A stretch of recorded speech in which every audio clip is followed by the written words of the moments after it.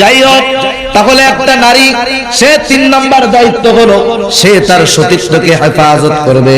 4 নম্বর দায়িত্ব, এই যুবতী মেয়েটার যখন বিবাহ হবে তার একটা স্বামী হবে, তার এই স্বামীর আনুগত্য হবে। এক কথায় স্বামী যা বলবে সে তাই করবে।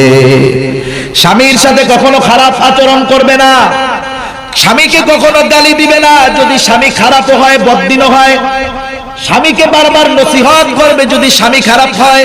ও দুনিয়ার মা ও বোন, একটা ঘটনা তোমাদের সামনে বলি। কোরআনুল কারীমে আল্লাহ রাব্বুল আলামিন যেই মহিলার কথা বর্ণনা করেছেন, আল্লাহ রাব্বুল আলামিনের নবী বলেন, দুনিয়াতে অনেক পুরুষ কামালিয়াত অর্জন করেছে, কিন্তু নারীদের ভিতরে অনলি 4 জন নারী কামালিয়াত অর্জন করেছে। এর মধ্যে একজন হলো হযরতে মরিয়ম, 2 নম্বর খাদিজাতুল কুবরা রাদিয়াল্লাহু তাআলা আনহা, 3 নম্বর ফাতেমা খাতুনে জান্নাত ফাতেমা, 4 নম্বর ফেরাউনের স্ত্রী আসিয়া। দুনিয়াতে অনেক স্বামী একটু পরিশ্রম করে, যে রিকশা চালায়, রিকশা চালানো কষ্টের কাজ না? যে কৃষি কাজ করে একটু কষ্টের কাজ না? এই কাজটা করে যদি ঘরে আসে, আইসা দেখে যে খাবার নাই, একটু মেজাজ গরম হইতেই পারে, ঠিক কিনা বলেন? এমন তো নয় যে এই স্বামী আপনাকে একটু গরম কথা বললে আপনি তার প্রতিবাদ করবেন, এটা ভালো নয়। আপনি ফেরাউনের স্ত্রীর জীবনী যদি পড়ে থাকেন, ফেরাউনের স্ত্রী, এই ফেরাউনের মতো জালেম আর কেউ ছিল না। অথচ দেখেন, স্বামী হিসাবে, স্ত্রী হিসাবে আসিয়া কোনোদিন ফেরাউনের উপরে গরম কথা বলে নাই। ফেরাউন যতই গরম দিছে, স্বামী হিসাবে আসিয়া ফেরাউনকে নসিহত করেছে, বারবার বোঝানোর চেষ্টা করেছে। কেমন অবস্থায় আসিয়া, তবুও সে কোনোদিন ফেরাউনের সাথে খারাপ আচরণ করে নাই। যখন ফেরাউন দেখতে থাকলো নিজের ঘরের স্ত্রী আমাকে খোদা বলে মানে না, আমাকে রব বলে স্বীকার করে না, নিজের পক্ষের লোক যদি, নিজের স্ত্রী যদি ভোট না দেয়, বাইরের ভোট কেমনে পাবো, ঠিক কিনা বলে? এক লোক নির্বাচনে দাঁড়াইছে, এখন নির্বাচনে দাঁড়ানোর পরে ওর বউ বলে, তুমি কি ভোট পাইবা? তোমার ভোটটাও তো আরেকজনকে দিবা। এরকম অনেক ক্যান্ডিডেট দাঁড়ায় না? আমাদের এলাকায় দাঁড়াইছে এক ক্যান্ডিডেট চেয়ারম্যানের নির্বাচনের সময়, আর একটারে ঠেক দিবে। এই চেয়ারম্যান ক্যান্ডিডেট ভোট দিয়ে আইসা সে দাঁড়াইছে গোলাপ ফুল মার্কায়, তৎকালীন সময়ে মার্কা ছিল চেয়ার ছাতি মার্কা, ঠিক না? ও আইসা ছাতিতে মাইরা, অথচ ও গোলাপ ফুলের ক্যান্ডিডেট। এইবার স্ত্রী বলে, তুমি যে দাঁড়াইবা ভোটে, তোমার ভোটটাই তো দিবা আরেকজন রে, তুমি দাঁড়াইছো কেন? ভোটাভুটি শেষ, 1 ভোট পাইছে। বাড়িতে আসার পরে স্ত্রীতে কলার ধরে কয়, কও বউ আর একটা কই রাখছো, ভোট এটা কেমনে পাইলা? এমন অবস্থা। তাহলে স্ত্রীর সাথে, স্বামীর সাথে স্ত্রীর কেমন গরম ব্যবহার, এতটুকুতে এতটুকু। অথচ এর চাইতে অনেক জালেম স্বামীর চাইতে। ফেরাউন কত বড় জালেম, এই হিসাব করে বর্ণনা করা যাবে না, ঠিক কিনা বলি?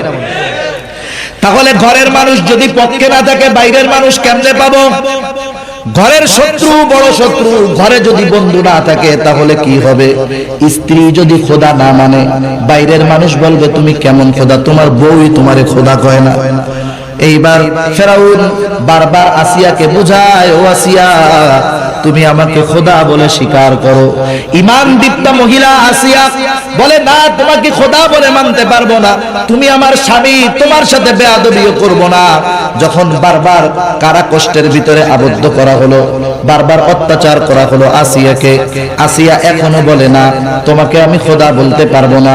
একটা পর্যায়ে চাবুক মারতে মারতে যখন প্রায় মরার মতো অবস্থা, তখনও কাছে গিয়া বলে, আসিয়া, এখনো যদি তোমার সুযোগ আছে, তুমি বলো আমাকে খোদা বলে মানো, আমি তোমাকে হত্যা করব না। তাফসীরের ভিতরে কয়েক প্রকার বর্ণনা আসছে।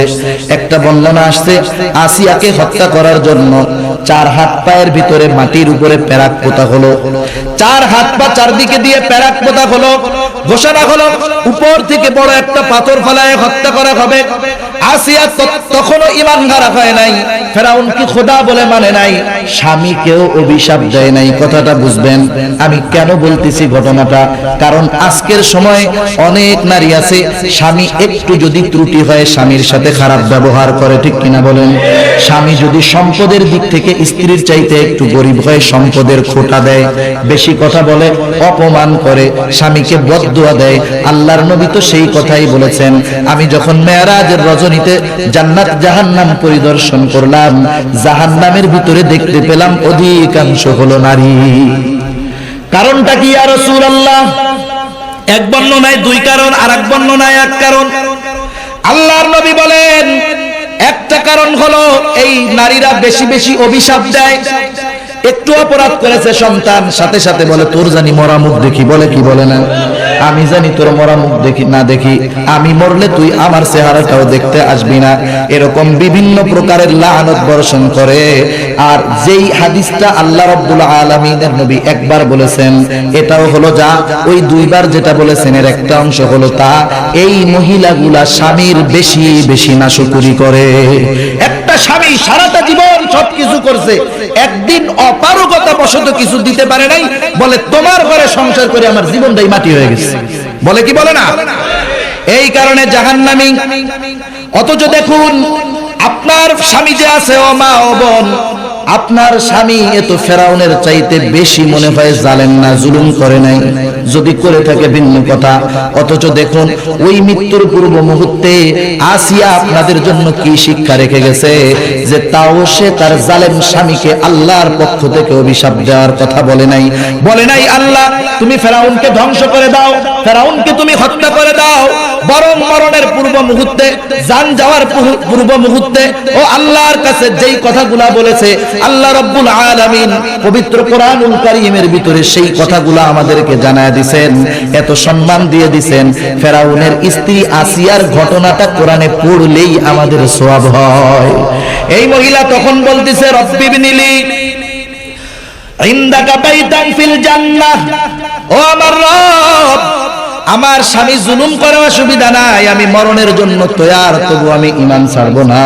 মরণের পূর্ব মুহূর্তে আল্লাহ আপনার কাছে আমার চাওয়া হলো আপনি আপনার নিকটে জান্নাতের ভিতরে আমার জন্য একটা ঘর বানায়া দেন। আল্লাহ রাব্বুল আলামিনের কাছে ফরিয়াদ করতেছে এত কঠিন মুহূর্তে, এত বিপদের মুহূর্তে, তবু এ কথা বলে নাই আমার স্বামী ফেরাউনকে ধ্বংস করে দেন। এরপরে তিনি বললেন রব্বি নাজ্জিনি, আমাকে আল্লাহ আপনি নাজাত দেন, আপনি এই ফেরাউন এবং এর জালেম সম্প্রদায়ের হাত থেকে আমাকে আপনি নিষ্কৃতি দেন। এ কথা বলে নাই আপনি এই জালেম ফেরাউন এবং তার দলকে ধ্বংস করে দেন। স্বামী হিসাবে কতটুকু শ্রদ্ধা করার প্রয়োজন তোমার জীবনে 9 বছরের ওয়াজ, 90 বছরের ওয়াজ 9 মিনিটে বোঝা যায়, যদি মানার খেয়াল থাকে, ঠিক কিনা বলেন। অথচ দেখুন এই আসিয়া বলে নাই যে আল্লাহ ফেরাউনকে ধ্বংস করে দেন, সে বলেছে আপনি তাদের দুষ্কৃতি থেকে আমাকে আপনি মুক্ত করেন। কথাটা কতটা তাৎপর্য রাখে। অথচ আজকের নারীরা, আজকে আমার আপনার বোন একটু ত্রুটিতেই স্বামীকে অভিশাপ দেয়, ঠিক কিনা বলেন। অথচ সম্মান কতটুকু, সারা জীবনের একটা ওয়াজ আপনারা খেয়াল রেখে না। ও মা, আল্লাহ রাব্বুল আলামিনের নবীকে সাহাবায়ে কেরাম একদিন বলতেছে ও পয়গম্বর, অতীতের উম্মত তাদের নবীকে সম্মানসূচক সিজদা করত, আমাদেরও মনে চায় আপনাকে আমরা সিজদা করি। আল্লাহর নবী বলেন আমার তো ভয় হয় দুনিয়া থেকে যাওয়ার পরে না জানি তোমরা আমার কবরটাকে সিজদার জায়গা বানায় ফেলো। সাবধান, তবে শুনে রাখো, দুনিয়াতে যদি কোনো মানুষকে মানুষের সিজদা করার আদেশ দেওয়া হতো, আমি দুনিয়ার নারীদেরকে বলতাম তোমরা তোমাদের স্বামীদেরকে সিজদা করবা। এই কথা যদি কোনো নারী বুঝে, তাহলে কোনোদিন এই নারী স্বামীর সাথে বেয়াদবি, অশালীন আচরণ করতে পারে না, ঠিক কিনা বলে। অথচ দেখুন স্বামী তার স্ত্রীকে ভালোবাসে, বিবাহের পরে যেই ভালোবাসাটা হয় এটা চেহারার কারণে হয় না, চরিত্রের কারণে হয়। বিবাহের আগে যুবক চামড়া দেখে খুশি হতে পারে, লাল চামড়া দেখে ফাল দিয়া পড়তে পারে।